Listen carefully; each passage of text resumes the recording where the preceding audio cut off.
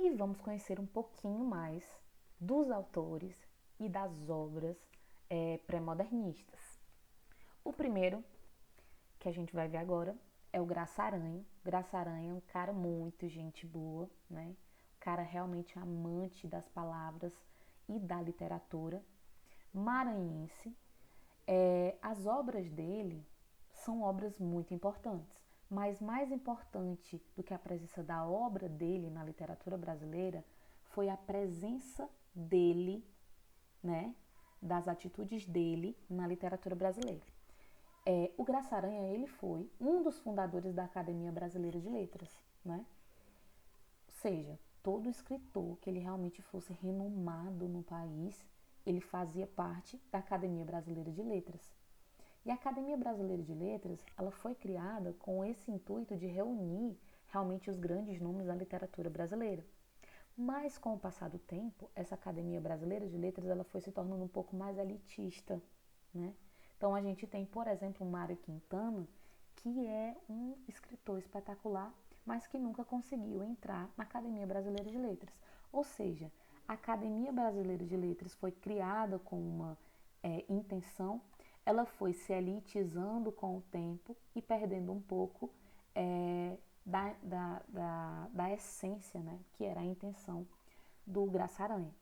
Então, esse mesmo carinha que ajudou a fundar a Academia Brasileira de Letras, ele participou, sim, assim, bem, de uma forma bem forte, da Semana de Arte Moderna. E a Semana de Arte Moderna era uma semana que trazia propostas artísticas, literárias, que iam de encontro ao que era realmente praticado na Academia Brasileira de Letras. Então, o cara ajuda a fundar a Academia Brasileira de Letras, mas em 22, na semana de 22, ele fica contra a Academia Brasileira de Letras e participa desse momento intitulado Semana de Arte Moderna, que veio para inovar a arte brasileira. As principais obras do Graça Aranha, Canaã e Malazarte, a mais cobrada, né, que chega a ser mais cobrada em vestibulares, é a obra de Canaã, né? E ele utiliza esse livro para falar um pouco sobre a imigração alemã no Brasil. Então ele vai falar sobre esses alemães que vieram para o país, né, num processo, em uma época em que se discutia sobre o movimento eugenista, né, o embranquecimento do país. Numa tentativa de embranquecimento do país. Então ele produz essa obra, Canaã, como uma crítica justamente essa ideia eugenista, né, desse embranquecimento do povo brasileiro com a imigração dos europeus. Ele faz uma análise científica sobre esse processo e faz uma crítica muito forte, né? Porque para ser brasileiro eu não preciso ser branco, eu preciso realmente aceitar os costumes, né? Realmente os costumes dos brasileiros, né? A cultura brasileira. Então ele faz uma crítica a isso. Nós temos também como um dos principais autores, não só do pré-modernismo, mas da literatura brasileira no geral, Monteiro Lobato, que talvez dos autores que a gente vai ver hoje, seja o autor mais conhecido, mais famoso, justamente pela obra O Sítio do Pica-Pau Amarelo, né? Quem nunca ouviu falar do Monteiro Lobato? Monteiro Lobato, ele é considerado o pai da literatura infantil, né? A maioria das obras dele realmente foram voltadas para o público infantil. A mais famosa, O Sítio do Pica-Pau Amarelo, que é composta por 23 volumes. Aqui a gente vai ter obras sobre a Narizinho, obras sobre o Pedrinho, obras sobre a Emília, né? A gente vai ter vários livros que formam essa grande história que é o Sítio do Pica-Pau Amarelo, que realmente tomou uma proporção assim e se tornou famoso no país justamente porque foi televisionado, né? Foi adaptado para televisão e tudo. Então, o Monteiro Lobato, ele é mais conhecido pelas obras de cunho infantil, mas ele também escreveu obras para adultos, né? No caso, a gente tem como principal obra, né, para adultos o livro de contos, que não era um romance, mas era um livro que reunia vários contos, intitulado Urupês. E nesse livro aqui, ele cria um personagem, no conto também intitulado Urupês, um personagem chamado Jeca Tatu. E esse Jeca Tatu, esse personagem que ele cria, ele acaba se tornando um retrato do homem que mora no interior da cidade, né?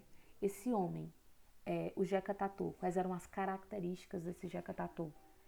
Desse homem? Ele era analfabeto, ele não teve acesso à educação, ele tinha uma aparência não muito bonita, ele tinha poucos dentes, ele tinha uma cor amarelada, ele tinha uma barriga quebrada. Então era o retrato, o Jeca Tatu acabou se tornando um retrato do homem do interior e se tornando também, de acordo com a obra, né, de como o Monteiro Lobato trabalha com essa personagem, ele se torna o símbolo do atraso e da miséria nacional e que gera realmente ali a crítica do Monteiro Lobato ao governo, né? Se existe um Jeca Tatu, é porque existe um governo que não atinge a toda a população brasileira, né? Então existe essa crítica governamental. O Monteiro Lobato é um cara muito político, era um cara realmente de muita influência no Brasil na época e era um cara muito conservador. Talvez de todos os autores pré-modernistas, o Monteiro Lobato seja o autor realmente mais conservador, né? Ele tinha ideias muito fortes, ele foi completamente contra. Enquanto Graça Aranha apoia a Semana de Arte Moderna, o Monteiro Lobato era completamente contra a Semana de Arte Moderna, né? A todas essas inovações que vieram com o modernismo, porque ele era altamente conservador, né? O Lima Barreto é um cara, na minha visão, um dos autores mais excepcionais da literatura brasileira. Mas ele foi um pouco injustiçado na literatura, né? Ele não morreu totalmente na miséria, mas imaginemos um cara que vive ali entre o final do século XIX e o século XX, né, o início do século XX, sendo negro, sendo de uma família não muito cheia de posses, até porque vocês sabem como é, vocês conseguem imaginar como é que era o negro, né, como é que o negro era tratado nessa época. Então Lima Barreto ele não foi muito valorizado na época. E ele não foi muito valorizado na literatura brasileira por muito tempo, né? Mas hoje ele é um dos caras assim que realmente compõe, se a gente fosse colocar um top 5 de autores, talvez ele estivesse nesse top 5, né? Ele foi sendo valorizado com o tempo. Então Lima Barreto era negro, além de negro e não, vou dizer pobre porque ele não era muito rico, né? Além de negro e pobre, ele ainda era alcoólatra. Então ele também, ele não só trazia para os seus livros uma quantidade de personagens marginais, esses personagens que vivem à margem da sociedade, como ele também era um personagem marginal. Ele também vivia à margem da sociedade, assim como ele viveu por muito tempo, né? Esteve por muito tempo, à margem da literatura brasileira.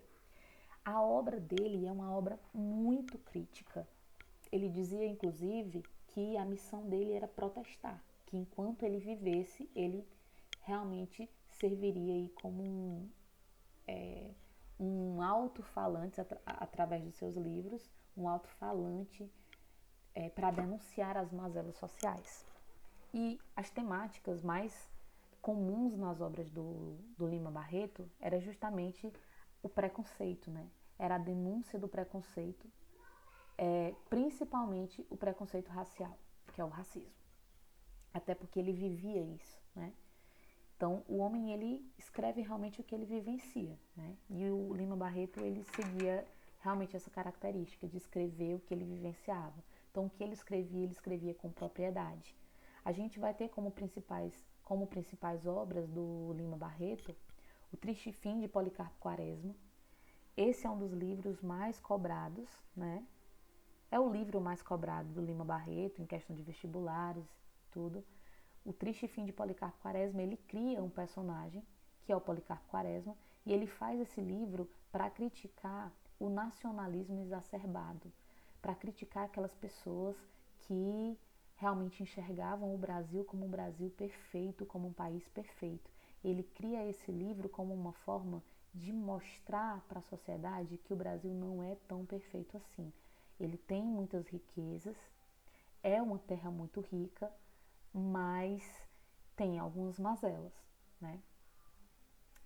O Policarpo Quaresma era um personagem que era um nacionalista, e era um nacionalista, assim, muito exagerado. Ele era tão exagerado que defendia a ideia de que no Brasil ninguém falasse português, porque português era um idioma de Portugal, que a gente tinha que falar o idioma brasileiro, e o idioma brasileiro era o tupi-guarani. Então ele escreve, né, para o governo, e ele defende a ideia de que os brasileiros eles comecem a utilizar o idioma brasileiro, que seria o tupi. Então ele tem um nacionalismo tão exagerado que ele acaba se tornando para a população, para a sociedade, como um louco. Ele foi internado no hospício, ele foi afastado, né, porque ele era um servidor público, ele foi afastado do trabalho, foi aposentado, né, como uma pessoa louca. Ele tenta realmente salvar o Brasil. Ele ama tanto o Brasil que ele tenta salvar o Brasil. Ele tenta salvar o Brasil mostrando que o Brasil tem de bom na sua cultura, mostrando que o Brasil é um país com uma terra fértil. Então ele vai também comprar uma chácara e vai viver só de agricultura e acaba também não dando certo. E ele tenta salvar o país também através das armas, né? Na revolta da Armada, ele entra ali para defender e para trabalhar ao lado de Floriano Peixoto, que é o presidente da República na época, né? Que era o presidente da República na época. Então, ele entra nesse serviço, assim, para lutar pelo Brasil. Ele acaba ocupando um cargo de, trazendo para os dias atuais, um agente penitenciário, né? Que cuida dos presos. E aí, em um momento, esses presos que são considerados inimigos da pátria, né, por terem ideias diferentes das ideias do governo, e esses inimigos da pátria são executados. E ele acha um absurdo que, mesmo sendo inimigos da pátria, eles são brasileiros e eles não poderiam ser mortos no Brasil pelas armas que defendem o Brasil. E ele escreve para o Floriano Peixoto, indignado com essa atitude, tentando denunciar quem tinha feito. E o Floriano Peixoto sabia disso, não só sabia como era de acordo, como realmente vinha, né, de cima a ordem, e manda executar, prender e executar o Policarpo Quaresma. Então, esse triste fim de Policarpo Quaresma é basicamente isso. É esse cara que tenta salvar o Brasil de todas as formas, que ama o Brasil de uma maneira exacerbada, acaba sendo morto pelas armas que defendem o próprio país, né? Então, triste fim de Policarpo Quaresma. É uma crítica a esse nacionalismo exacerbado, e dentro da obra, outras críticas também vão aparecendo, né? A questão do subúrbio, das pessoas menos favorecidas economicamente, vai entrando outras críticas também. Clara dos Anjos é uma obra-prima do Lima Barreto e é um livro muito massa, porque quando você olha para esse nome Clara dos Anjos, você sabe que é de uma mulher. Clara já remete ali uma imagem de uma, sei lá, de uma pessoa branca, né? De uma pessoa com os cabelos claros, com os olhos claros, de pele clara. Só que Clara dos Anjos é uma mulher negra. E além de ser negra naquela sociedade, além de ser negra, era pobre e morava no subúrbio do Rio de Janeiro. E ela acaba sendo iludida por um rapaz branco. E namoram escondido, um namoro proibido. E aí vocês sabem, mão naquilo, aquilo na mão. Acabou que a Clara dos Anjos engravidou.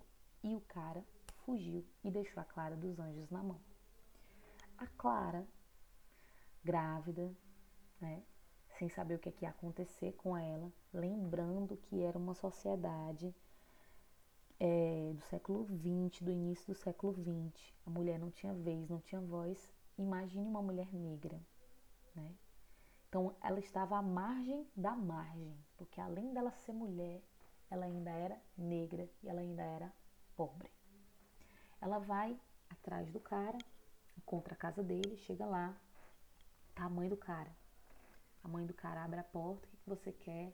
Ela conta o que aconteceu e a mãe do rapaz simplesmente ri na cara dela e diz que o filho dela nunca se envolveria com uma mulher negra. E que ela escorraçou a Clara dos Anjos: saia da minha casa, meu filho não quer nada com você e não vai ter nada com você porque você é negra. E ela volta, né, para a favela, lá para o subúrbio. E o livro termina justamente com uma frase emblemática da Clara dos Anjos, quando ela olha para a mãe dela e diz: mãe, nós não valemos nada. Né? Então é uma crítica muito forte a justamente esses personagens, né? A como esses personagens marginais viviam nessa época. O Euclides da Cunha também faz parte dos tops da literatura brasileira, né? Principalmente o livro dele, Os Sertões, está como um dos livros também que fazem parte ali dos tops da literatura brasileira. O Euclides da Cunha, cara super inteligente, dominava assim dominava muitas áreas, dominava geografia, era filósofo, sociólogo, jornalista, era engenheiro. Ele recebeu uma missão, né, do Estado de São Paulo, o jornal O Estadão, né, o Estado de São Paulo. Ele recebe a missão de ir até Canudos cobrir a Guerra de Canudos. Isso realmente foi verdade. Né? Enquanto a Guerra de Canudos acontecia, ele recebeu a missão de ir até Canudos, no sertão nordestino, de ir até Canudos e fazer a cobertura da guerra, né? Como um jornalista. Ele foi com a missão de fazer uma reportagem sobre uma guerra, sobre um conflito que estava acontecendo no sertão nordestino. Quando ele chega lá, né, ele mora no sudeste do país, então ele vivia numa outra realidade, ele se depara com uma realidade completamente diferente da dele. E ele começa a se tocar que ele mora em um Brasil e aquele Brasil de Canudos, do sertão nordestino, era um outro Brasil. Então, mais uma vez, é a história dos dois Brasis. O Brasil elite e o Brasil esquecido. Ele fazia parte do Brasil elite e ele agora vai conhecer o Brasil esquecido. E aí ele vai fazer essa cobertura, só que quando ele se depara com aquela situação, ele não só faz uma reportagem, uma cobertura da guerra, como ele escreve um livro que se torna uma das obras-primas da literatura brasileira, que é intitulado o livro Os Sertões. Nesse livro, Os Sertões, que é o livro mais importante dele, né, do Euclides da Cunha, esse livro ele é dividido em 3 partes: a terra, o homem, a luta. Na primeira parte do livro, o Euclides da Cunha ele vai fazer uma descrição do ambiente do sertão. Ele vai descrever como é que é a seca, ele vai descrever o clima, ele vai descrever a vegetação. Então essa primeira parte do livro é uma parte um pouco mais chata. Por que é um pouco mais chata? Porque é uma parte que realmente é uma parte descritiva. Ele vai descrever detalhe por detalhe da vegetação daquele lugar, do clima daquele lugar. Ele vai fazer uma análise geográfica de Canudos. Posteriormente, ele vai fazer uma análise sociológica sobre os homens, sobre as pessoas que vivem naquela terra. Então ele vai descrever esse nordestino sertanejo. Ele vai descrever os costumes, né, desse homem sertanejo, como vivem, como comem, como se reproduzem. Ele faz essa descrição, ele faz essa análise sociológica e defende, coloca ali na sua obra aquela teoria determinista, né, que o homem é o que o meio faz dele. Então, por isso que ele faz essa análise primeiro da terra, para depois fazer a análise do homem sertanejo. E aí é interessante que ele chegou lá com uma visão, né, saiu de São Paulo com uma visão e foi para Canudos com a visão daquele povo, achava que era só um povo desordeiro, que não tinha organização de nada, e ele se depara com o Brasil esquecido, que realmente cheio de mazelas, cheio de dificuldades, mas que sobrevivem mesmo diante de tantas dificuldades. Então ele acaba descrevendo esse homem sertanejo como um homem forte. Inclusive coloca na sua obra que o sertanejo é, antes de tudo, um forte. Ele compara o homem sertanejo ao Hércules Quasímedo. Né? O Hércules, uma figura mitológica forte, e o Quasímedo, que é o Corcunda de Notre Dame. Então ele diz que é uma pessoa que é forte, apesar de ser feia, de não ser tão bonita. Né? Então o homem nordestino sertanejo, ele é um homem um pouco mais sujo, mais mal vestido, né? Que não tem ali uma higiene tão frequente, até porque a água era uma coisa difícil, né? Então ele faz essa análise sociológica do homem nordestino. E por último, a terceira parte do livro e a última parte do livro é a narração da Guerra de Canudos, como tudo aconteceu, né, na visão de Euclides da Cunha. Ele foi para Canudos imaginando que os nordestinos eram os vilões, né? Eram pessoas que estavam causando a desordem no país. Só que ele sai de lá, depois que ele vivencia aquilo, ele sai de lá com a impressão de que os nordestinos eles não eram os vilões, eles eram as vítimas, né? Então é isso, ele narra a Guerra de Canudos na terceira parte. Então, não esquecendo, Euclides da Cunha, responsável pelo romance Os Sertões dividido em 3 partes: a terra, o homem e a luta. Por último, e não menos importante, né, a gente viu Graça Aranha, Lima Barreto, Monteiro Lobato e Euclides da Cunha, 4 autores relacionados à prosa pré-modernista. Então, na poesia pré-modernista, a gente tem um cara chamado Augusto dos Anjos. Augusto dos Anjos é um poeta totalmente singular, né? Ele tem um estilo completamente inovador, ele escreve uma poesia completamente inovadora e diferente de tudo que já tinha acontecido na literatura brasileira, na poesia desde então. Então a gente tem um cara que ele é o sinônimo ali de sincretismo poético, de sincretismo literário. Porque na obra do Augusto dos Anjos a gente consegue realmente enxergar traços, né, de movimentos literários anteriores. A gente vai ter a presença do realismo, a gente tem a presença do naturalismo, a gente tem a presença do simbolismo, a gente tem a presença do modernismo, a gente tem a presença inclusive do parnasianismo. Então ele faz realmente essa mistura de características de escolas literárias diferentes. Ele é considerado poeta da morte porque ele tinha uma obsessão pela morte. Então a temática dos poemas do Augusto dos Anjos era predominantemente a morte. E ele simplesmente deixou um único livro, né? O livro Eu, que depois de adaptado algumas vezes, ele se transformou no poema Eu e Outras Poesias, né? Então, o Augusto dos Anjos ele vai inovar na poesia da literatura brasileira porque ele vai unir, né, as características parnasianas. A gente tem aqui um exemplo de um poema do Augusto dos Anjos, onde esse poema ele é escrito em forma de soneto, versos decassílabos, palavras realmente difíceis, né? Rimas difíceis. A gente tem uma estrutura baseada na estrutura parnasiana, mas a temática e as características realmente bem misturadas. Ele vai colocar a psicologia de um vencido, né? Essa análise psicológica dos personagens muito presente no realismo. A gente vai ter carbono, amoníaco, né? A questão da quando ele fala aqui da morte, né? Que os vermes vão roer os olhos. Ele já vai colocar mais uma questão científica, que ó, quando ele coloca carbono e amoníaco, ele já traz uma questão mais científica, que isso era muito presente no naturalismo. Ele vai falar desse pessimismo, dessa angústia da morte, que lembra os traços do simbolismo, e ele vai utilizar essa temática completamente diferente na poesia, o que já vai antecipar algumas características do modernismo. Por exemplo, ninguém nunca na literatura tinha falado sobre o verme que rói as carnes de um morto.